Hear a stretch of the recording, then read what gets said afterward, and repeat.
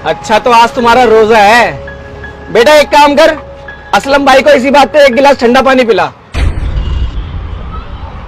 अबे ये क्या बोल रहे हो तुम? तुम्हारी अकल घास चरने चली गई है क्या? अभी मैंने तुम्हें बताया कि मेरा रोजा है, फिर भी तुम मुझे पानी पीने के लिए बोल रहे हो। अगर तुम मेरे पड़ोसी ना होते ना सागर भाई, तो मैं तुमसे इसी बात पे लड़ाई कर लेता। रोजा, रोजे का मतलब पता भी है तुम्हें? ये क्या कर रखा है तुमने?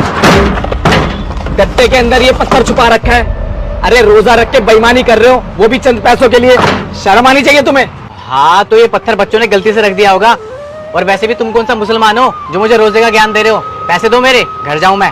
नहीं, गलती से नहीं हुआ ये। पहले भी तुम्हारे घर से कई बार कबाड़ा आया हमारी दुकान पे बेचने के लिए। कभी उसमें पत्थर निकला है, कभी उसके अंदर कूड़ा निकला है, लेकिन मैं तो हर बार इसलिए नजरअंदाज कर देता था कि चल यार पड़ोसी है, कभी ना कभी तो अकल आएगी। लेकिन आज तो तुमने हद कर दी यार। रोजा रख के और सर पे टोपी रख के ये बेईमानी कर रहे हो, और ऊपर से कह रहे हो कि तुम मुसलमान नहीं हो, तुम्हें क्या पता रोजे के बारे में। अरे मैं मुसलमान नहीं हूँ ठीक है, लेकिन ये दोनों लड़के जो मेरे पास काम कर रहे हैं ये तो मुसलमान है ना। रोजा रख के क्या काम करना चाहिए और क्या नहीं करना चाहिए मुझे बाखूबी पता है। समझ आई बात?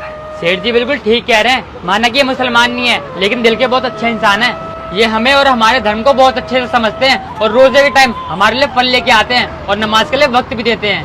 सही कह रहा है ये, तभी हम पिछले 5 साल से अपने सेठ जी के पास काम कर रहे हैं। असलम भाई हमने तो इतना सीखा है कि सिर्फ भूखे प्यासे रहने को रोजा नहीं कहते। रोजा जुबान का भी होता है कि हमें अपनी जुबान से किसी को गलत नहीं बोलना।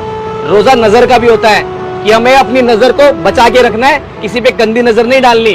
और रोजा ईमान का भी होता है कि हमें किसी के साथ बेईमानी या छल कपट नहीं करना। असलम भाई जरूरी नहीं है कि सामने वाला इंसान तुम्हारे धर्म का या मजहब का हो तभी तुम उसकी बात सुनोगे।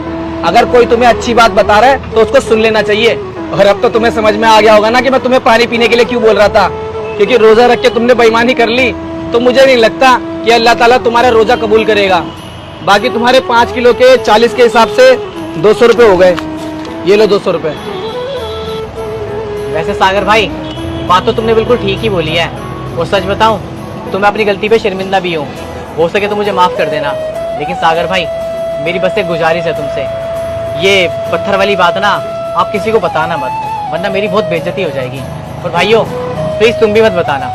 अरे असलम भाई अगर तुम्हें माफी मांगनी है तो अपने अल्लाह से मांगो, अपने ईश्वर से मांगो। हम कौन होते माफ करने वाले? और रही बात बताने की, तो इतनी बार तुमने गलती करी है, आज तक हमने किसी को नहीं बताई ये बात।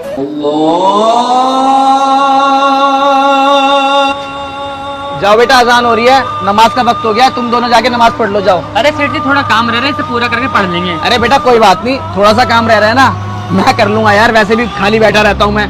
तुम जाके नमाज पढ़ लो जाओ। तू बस एक काम कर, इसको उठा के अंदर फेंक दे लोहे में, जा।